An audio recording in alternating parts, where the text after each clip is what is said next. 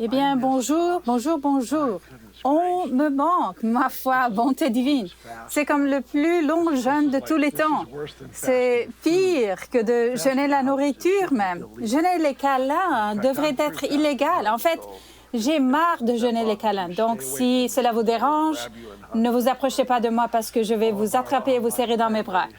Toute notre famille en ligne, je sais que nous avons des gens qui se rassemblent dans des maisons en ce moment dans toute la région de Reading, ce qui est tout simplement la chose la plus cool qui soit. Je suis heureux de l'entendre. Ensuite, nous avons notre communauté internationale. Nous sommes juste heureux de pouvoir vous appeler amis et famille. Je sais que lorsqu'il y a une pandémie, je veux dire c'est sérieux, c'est une vraie maladie. Je ne veux jamais prendre cela à la légère, mais j'essaie de trouver des choses dont on peut rire au milieu de tout. Alors, si cela vous ennuie, bouchez-vous les oreilles, faites quelque chose, dites la la la la la pendant que je vous lis quelques trucs marrants.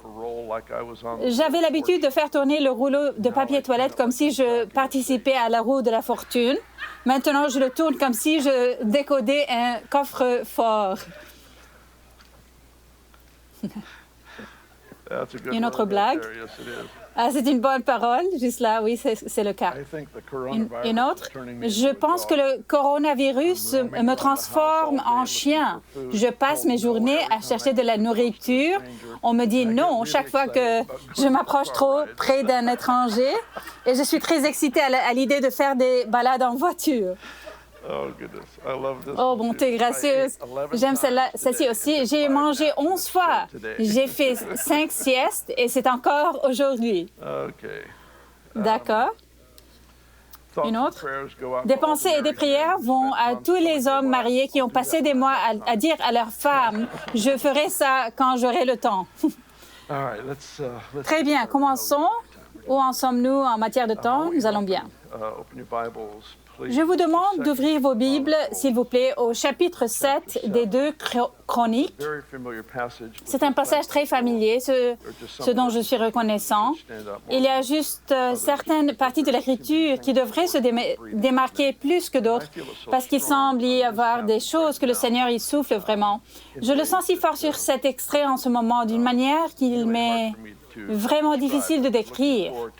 J'attendais ce jour avec impatience. La saison a été exceptionnellement chargée pour notre personnel. On pourrait penser qu'avec ce ralentissement, il y aurait effectivement un ralentissement, mais je ne l'ai pas remarqué même s'il se produisait. Il est passé devant moi.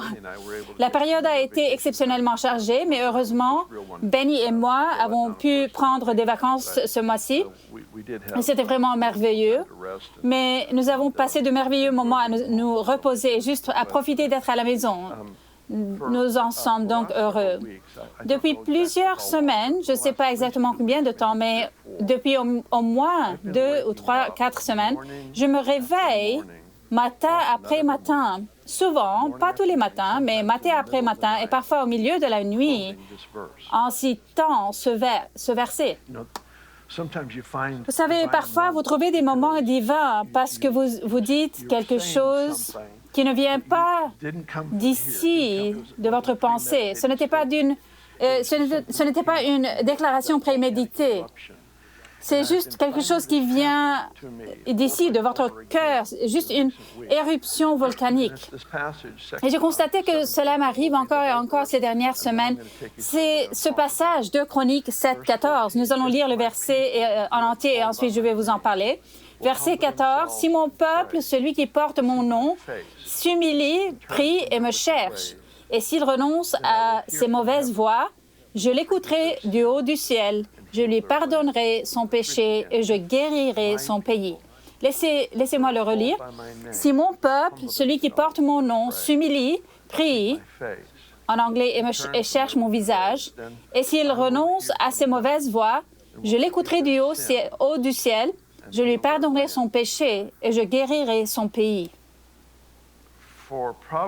Pendant probablement 40 ans de ma vie, ce passage a été remarquable. Je me souviens que jeune homme, j'assistais à des conférences à l'église de Jack Hayford à Van Nuys, en Californie. Je me souviens d'une conférence en particulier où tout l'événement était axé sur la prière et l'intercession.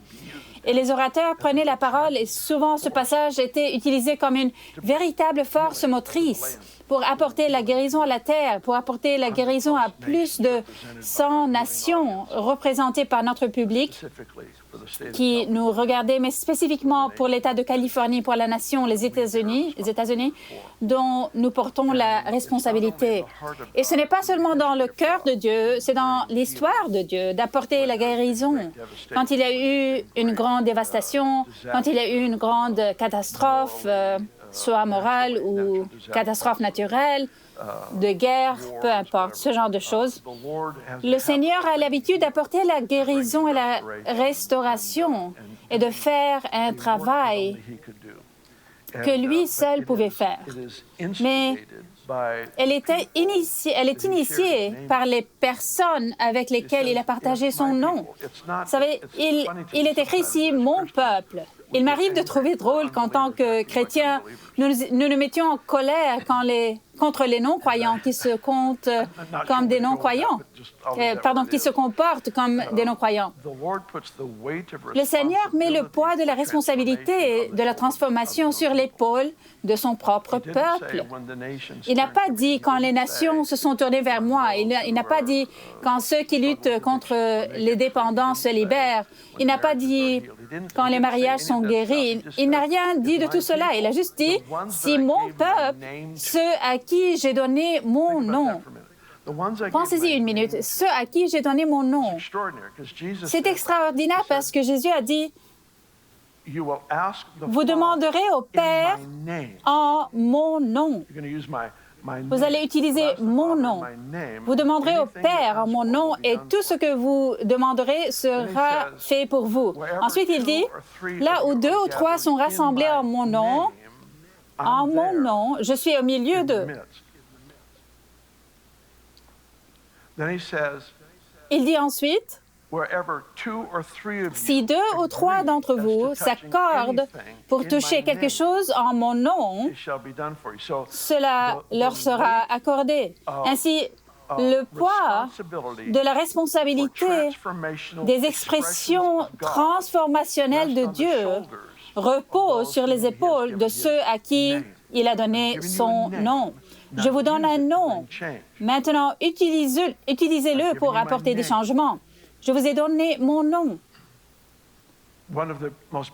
L'une des plus belles choses qui se sont produites en cette étrange saison, ces 4 mois, c'est que nous avons été réduits à notre point de force, qui est le rassemblement à 2 ou 3 en son nom, comme beaucoup d'entre vous le font dans leur foyer. La cellule familiale, les 2 ou 3 réunis en son nom. La souveraineté du ciel repose sur les épaules des 2 ou 3 personnes réunies en son nom. Il y a une responsabilité. Nous ne sommes pas ici pour prendre de la place seulement, pour nous occuper jusqu'à notre mort ou jusqu'au retour de Jésus. Nous sommes ici avec une mission de transformation sur la terre comme au ciel. Et veuillez noter que cette expression est liée à une prière que nous faisons parce qu'il nous a donné son nom.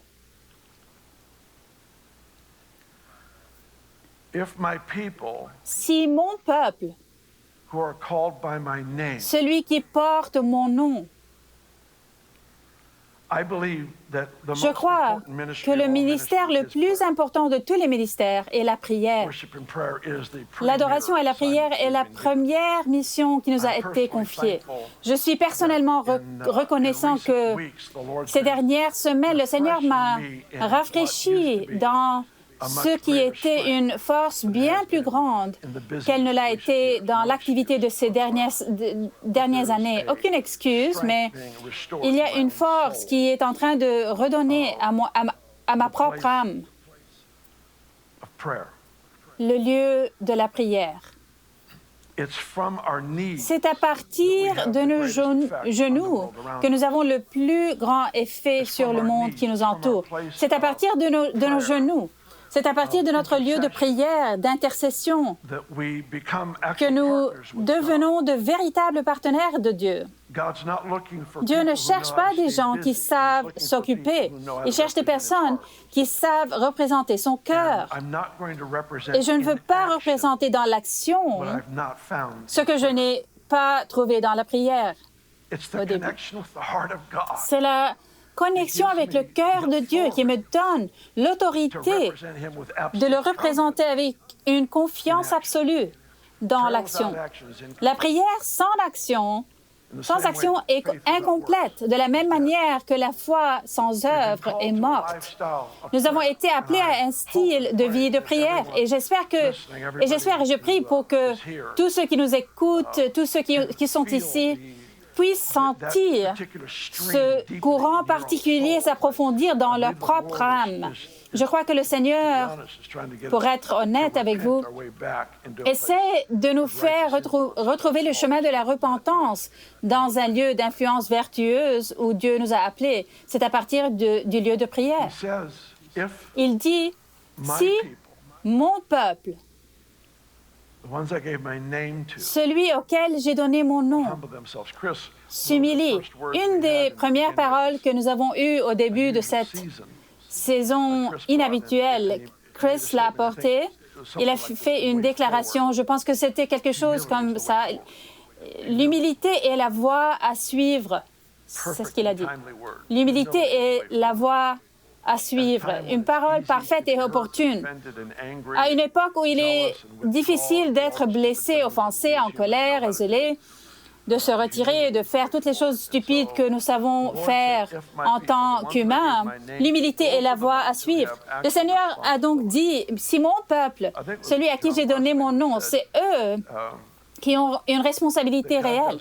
Je crois que c'était John Wesley qui a dit, Dieu ne fait rien dans les affaires de l'homme, sauf en réponse à la prière. C'est une chose que je crois et que j'ai essayé de vivre en ayant conscience de cette affirmation depuis 40 ans.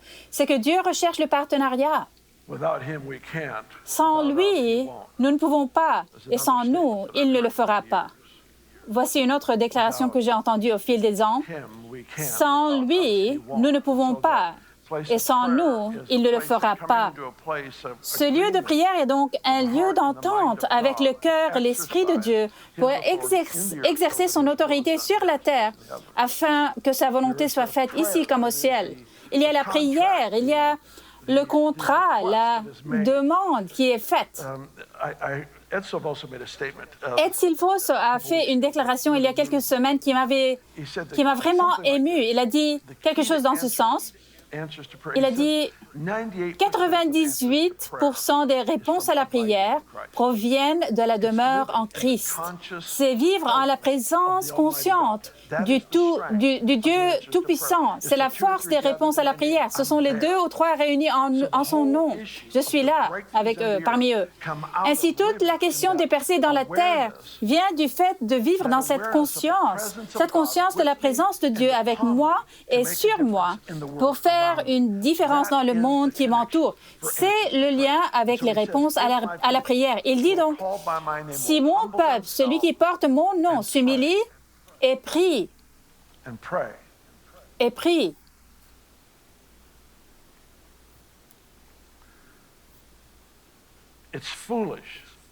il est insensé de se voir attribuer un outil de transformation tel que la prière et de ne pas l'utiliser.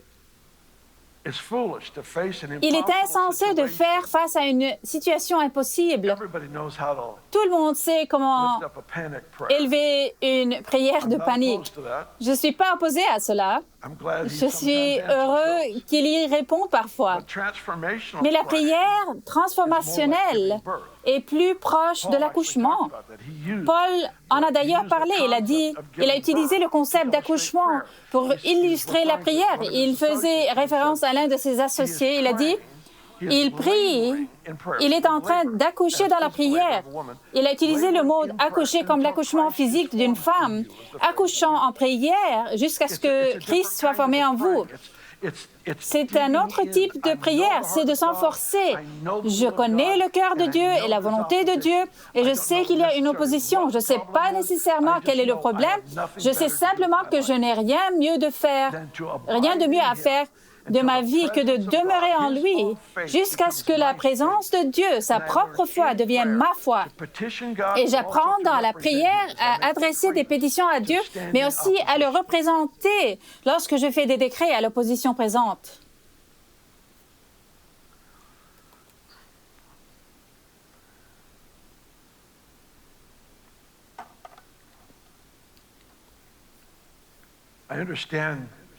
Je crois savoir que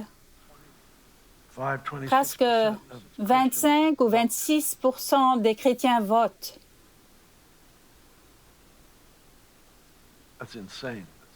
C'est de la folie. Le cloaque moral qui s'est développé dans de nombreuses nations du monde qui regardent cette émission. Ce cloaque moral s'est développé et s'est développé sous notre surveillance. Et l'excuse la plus lamentable inventée par le diable lui-même est que je n'ai qu'un seul vote et mon vote n'a pas vraiment d'importance. Le diable a inventé celle-là pour désengager les personnes les plus puissantes et les plus influentes de la planète. Parce qu'il n'y a pas d'obéissance active qui soit impuissante. Cela n'existe pas. Cela n'existe pas. Je me fiche que vous apportiez un sandwich de votre épicerie aux sans-abri qui se trouve devant le magasin. C'est un acte d'obéissance qui libère la présence et la puissance. Je me fiche que ce soit l'appel téléphonique à votre voisin que vous n'avez pas vu et que vous avez entendu dire qu'il était malade et que vous découvrez ce qui se passe avec lui. Tout acte d'obéissance d'un croyant libère la présence et la puissance. La gloire se manifeste dans l'atmosphère d'obéissance. L'acte le plus simple d'obéissance physique, la pensée que je puisse faire quelque chose de responsable pour ma nation et voter pour ma ville et être impuissant est une insulte absolue à la puissance de l'Évangile. Il nous a donné son nom. Il nous a donné son nom. Un seul acte d'obéissance au Seigneur. Faites de votre mieux. Priez, votez des valeurs et pas des personnalités. Voyons si nous pouvons faire la différence. Je sais qu'il ne parle pas de voter ici dans la Bible, mais moi, oui. Honnêtement, c'est notre responsabilité, c'est de prier. Et vous savez, il y a beaucoup de gens qui gémissent et ils appellent cela l'intercession.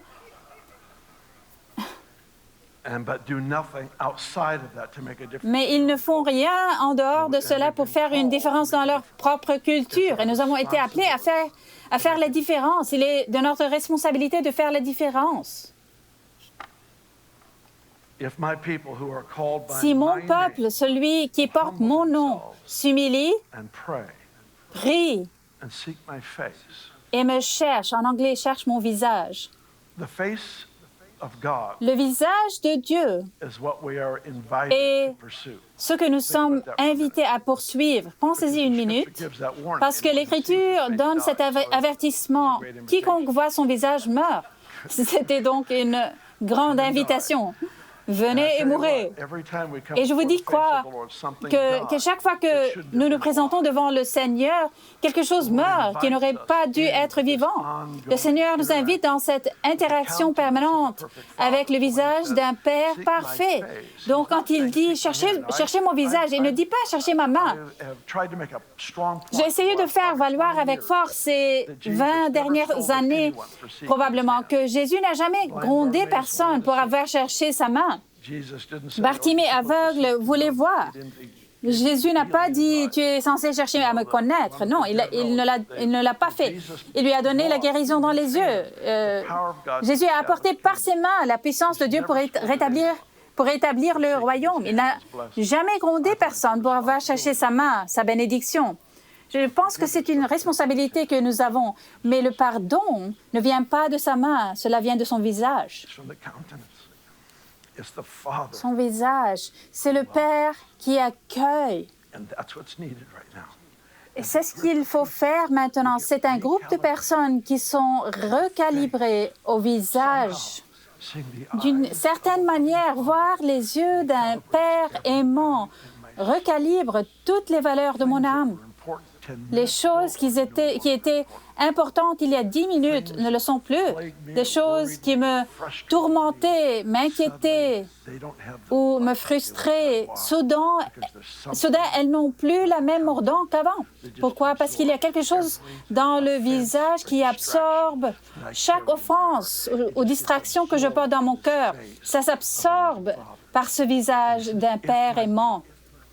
Et il dit, si mon peuple, celui à qui j'ai donné mon nom, s'humilie,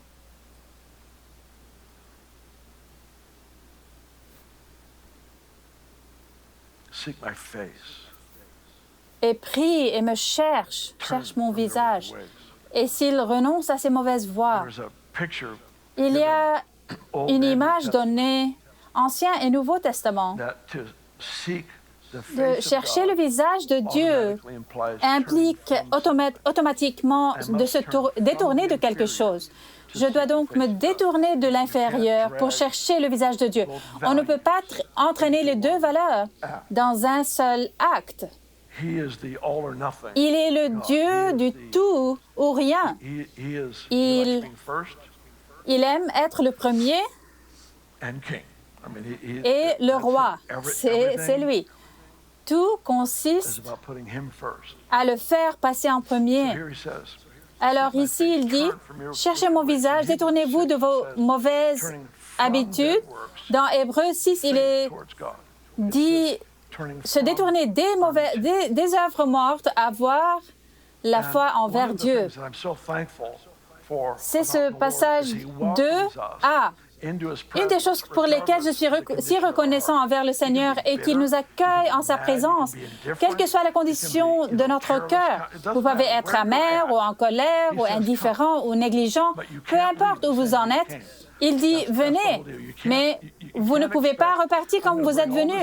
C'est là toute l'idée. Vous ne pouvez pas vous attendre à ce que je peux apporter tous ces bagages. Je vais entrer et puis je vais repartir de la même façon. Ce n'est pas comme ça que ça fonctionne. Nous arrivons devant lui et nous nous affinons au cours du voyage. Cela fait partie de tout le processus. C'est que je viens chercher son visage et les choses se recalibrent dans ce voyage. Le trajet peut durer 5 minutes ou toute la journée, mais c'est ce voyage où je m'engage une fois de plus au visage de Dieu qui révèle le cœur de Dieu, qui m'engage automatiquement dans ma raison d'être. Il a dit, si mon peuple, qui est appelé par mon nom, s'humilie et prie, et cherche le visage de ce merveilleux Père. J'ai lu ces 2 derniers jours, encore une fois, le psaume 67, qui est personnellement un de mes préférés. Dans les versets 1 et 2 de ce grand psaume, le deuxième verset, il dit « Que Dieu nous bénisse ». J'aime cette prière. J'aime bien ce genre de prière, n'importe quand. « Bénis-moi et fais briller ton visage sur moi ». Visage est un mot qui signifie faveur. C'est la faveur affectueuse d'un père. Brian et Jen viennent d'adopter un autre petit garçon et nous l'avons encore eu chez nous hier soir. Un parent fera à son enfant des visages qu'il ne se ferait même pas dans le miroir quand il est seul. Je veux dire, vous dites des choses, vous faites des bruits, vous faites toutes sortes de choses à ce petit bébé dont vous ne savez même pas que vous les faites. Cela semble venir de vous seulement, automatiquement. On m'a dit que les nourrissons sont formés à un style de vie joyeux grâce au visage de leurs soignants. Donc, c'est ce visage. Donc, nous y voilà. Nous voyons le visage du Dieu Tout-Puissant, ce Père parfait qui nous accueille. Nous venons avec des bagages et nous repartons propres et puissant. Nous venons avec des problèmes et nous repartons confiants. Il est en train de régler les problèmes. Il dit, vous cherchez mon visage, vous renoncez à vos mauvaises voies. Je vous écouterai. C'est une déclaration étonnante car la Bible nous dit qu'il n'entend pas toujours. Je ne sais pas si vous le savez ou non, mais l'Écriture dit, si j'avais eu l'injustice en vue dans mon cœur, le Seigneur ne m'aurait pas exaucé. Il ne m'entend pas. Si je viens conscient du péché et que je ne suis pas disposé à me repentir, il nous accueille donc ici. Il dit, renoncez à vos mauvaises voies, cherchez mon visage, je vous écouterai du haut du ciel, je vous pardonnerai vos péchés. C'est incroyable pour moi. Pardonnerai leurs péchés, ce qui est une bénédiction personnelle. Et puis, je guérirai leur pays. C'est une influence collective. Donc, la percée personnelle devient une influence transformationnelle dans le pays, collectivement.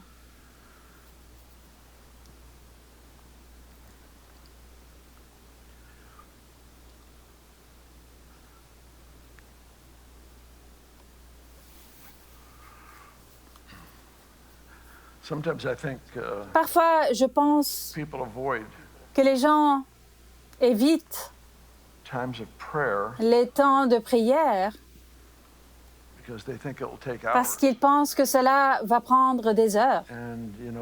Et vous savez, j'ai parfois été dans des moments de prière où l'on perd la notion du temps. Ce sont des moments glorieux, glorieux. Mais l'histoire a été façonnée par des gens qui ont fait de simples prières, mais ils étaient tous dans le coup, à fond. L'histoire de notre nation, nous célébrons le week-end de l'indépendance. L'histoire de notre nation a été façonnée par la prière, les prières d'un général dans une armée où il semblait qu'ils allaient certainement perdre.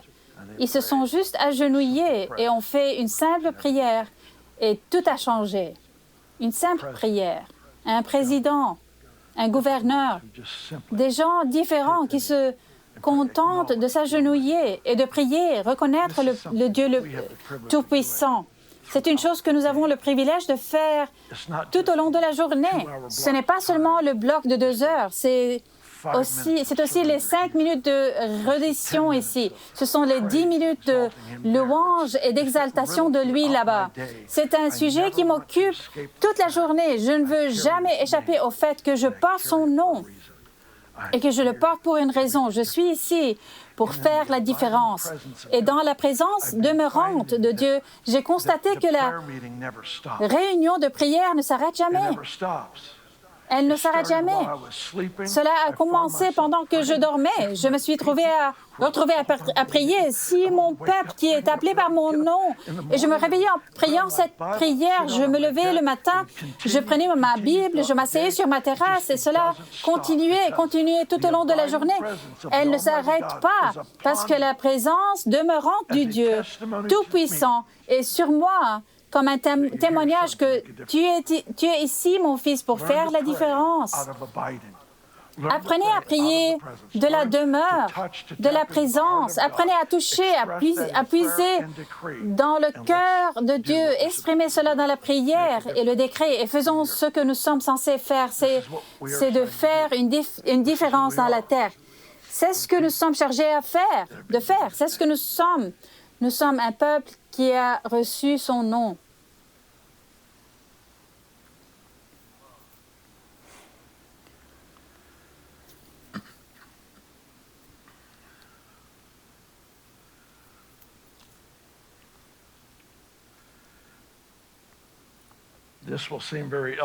Cela vous paraîtra très élémentaire, comme cela l'est, mais cette prochaine déclaration en est une qui, je pense, est souvent oubliée. Et c'est ceci: ce n'est pas contre l'homme que nous avons à lutter.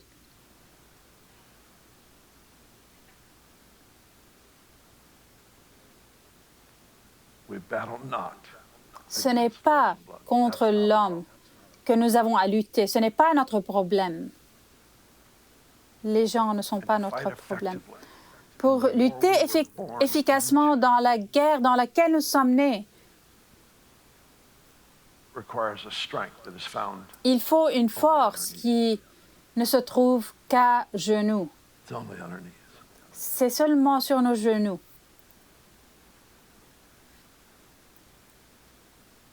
Je vais supposer que vous en avez fait l'expérience comme moi.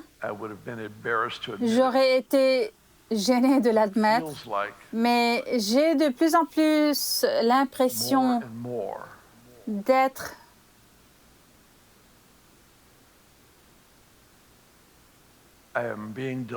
délivré de la vie de prière qui veut convaincre Dieu de faire ce que je veux qu'il fasse.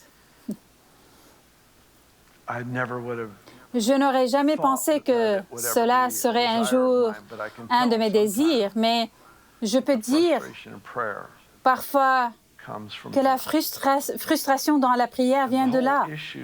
Et toute la question d'une prière efficace est qu'elle commence par la reddition. Ce n'est pas que les grandes choses ne sont pas censées arriver. Elles ont été conçues pour faire une différence dans le cours de l'histoire. Nous sommes formés pour cela. J'ai fait une déclaration ici, il y a quelques années, que vous ne pouvez pas trouver votre signification avant d'avoir trouvé votre insignifiance. Et parfois, c'est juste cet endroit où se rendre à l'abandon, où vous n'êtes pas sûr de votre force. Je n'ai pas besoin de confiance en soi, j'ai besoin de confiance en Dieu. Je ne veux pas parler... Je ne veux pas dire du mal de la confiance en soi, mais j'en ai assez, c'est décevant. La confiance en soi n'est pas plus grande que soi. C'est très peu impressionnant.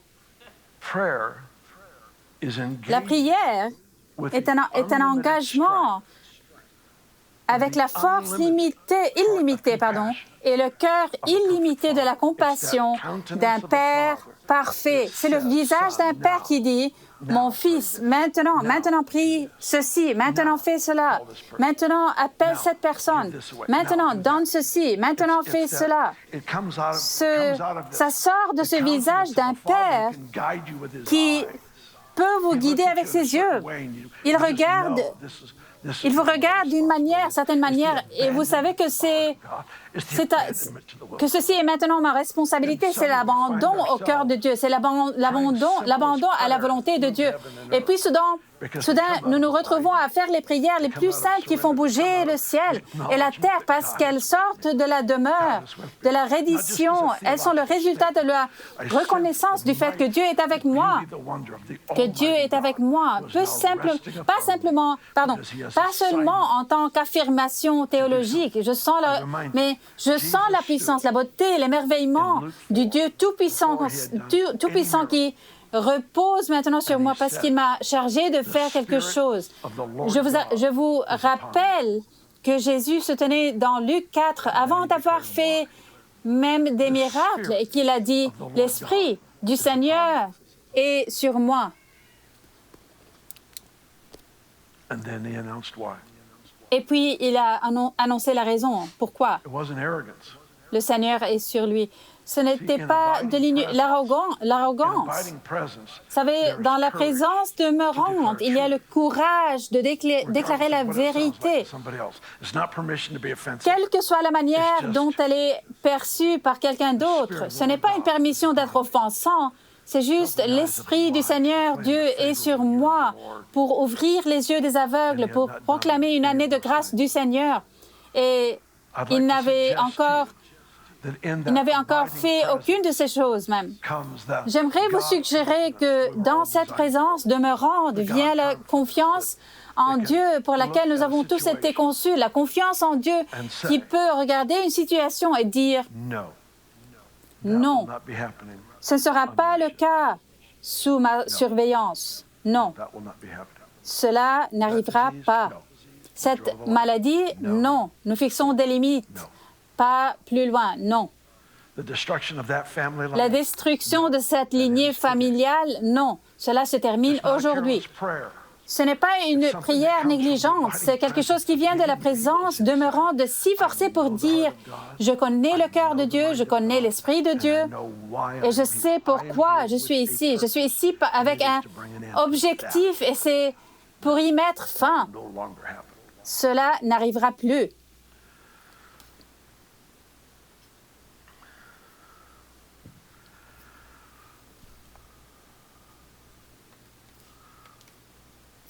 I want you to stand, if you would. I'm going to wrap this up. I know I've got more time left, but I'm going to... Je vais vous demander de vous lever, s'il vous plaît. Nous allons conclure. Je sais qu'il me reste encore du temps, mais je vais quand même en finir dans un instant. Vous tous qui êtes à la maison, vous pouvez vous lever si vous voulez. Ceux d'entre vous qui sont dans votre voiture, ne vous levez pas, s'il vous plaît.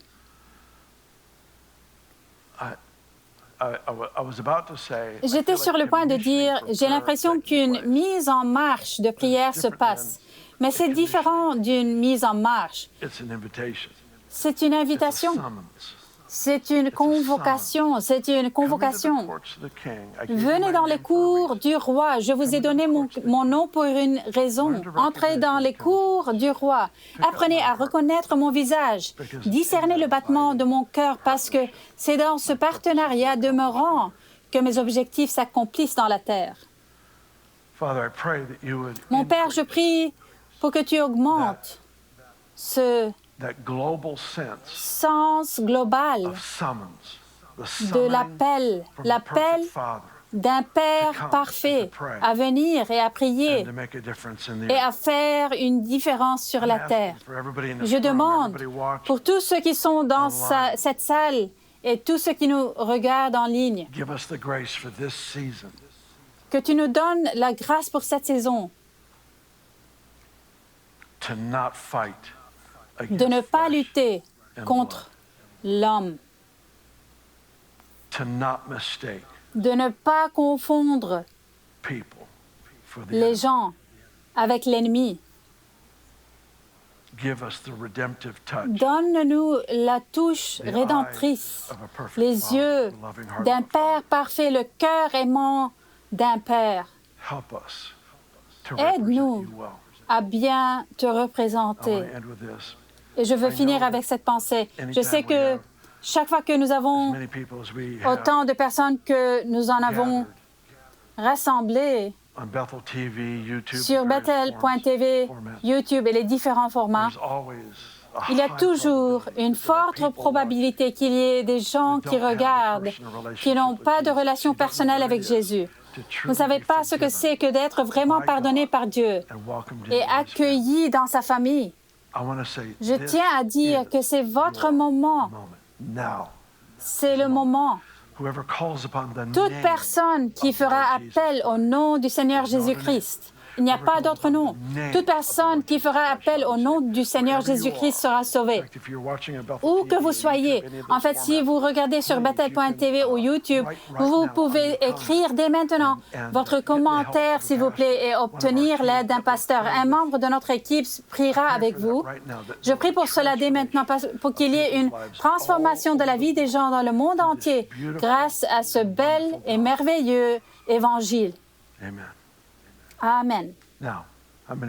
Maintenant, combien d'entre vous disent Amen à l'invitation de ne pas lutter contre l'homme, mais plutôt de demeurer et de voir des réponses. Amen, amen, amen. D'accord? Soyez bénis. Merci. Quel puissant message sur la prière, c'est puissant. Je me sens interpellée et je me sens aussi invitée. Vous savez, 2 Chroniques 7-14, j'ai lu ça. Nous l'avons lu souvent, nous l'entendons souvent et nous avons eu des moments dans nos prières pour le prier. Mais alors même que Bill en parlait aujourd'hui, je ressens l'importance de la recherche du visage de Dieu. Comme c'est puissant et comme nous sommes transformés lorsque nous rencontrons son visage et que nous faisons l'expérience de son amour. C'est à cela que je me sens invitée. Venir devant lui et avoir effectivement un autre moment de reddition devant le Seigneur. Que nous prenions des moments de reddition tout au long de la journée. Quelle est la puissance de cela? Et oui, aussi, il a dit, priez des prières transformatrices et pas seulement les prières de panique. J'ai trouvé ça très bien. Je me suis retrouvée à prier davantage. Et parfois, c'est juste par panique. Et je me dis, oh mon Dieu. Mais ensuite, j'ai l'impression qu'il y a un autre niveau de concentration. Ce qu'il disait à ce sujet est donc crucial. Alors, en tant qu'Église et famille, et en tant que communauté, faisons preuve d'une réelle intention de prier et de mettre du temps de côté. Prier des prières transformatrices, pas seulement par réaction et tout ça. Puis, il s'est référé au verset de la Bible, ce n'est pas contre l'homme que nous avons à lutter. Je pense que c'est un excellent rappel de moments comme celui-ci parce que nous vivons à une époque où tout est contre les gens, les personnes, contre tout. Il y a en fait une plus grande lutte que nous devons mener. Donc, prier des prières de transformation et poursuivre cela est un message si grand, si parfait, si opportun. J'ai aussi aimé quand il a dit que la prière sans action est incomplète. Cela commence par la prière, mais il y a ensuite un suivi super puissant, super génial. Écoutez-le donc à nouveau et laissez-nous prier pour vous.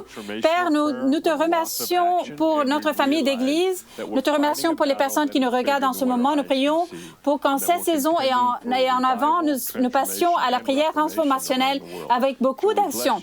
Nous réaliserons que nous menons une lutte qui dépasse ce que nos yeux peuvent voir et que nous luttons pour le réveil, la transformation et la réforme dans le monde entier. Alors, nous vous bénissons, chère Église, nous vous aimons et nous nous réjouissons de vous voir bientôt.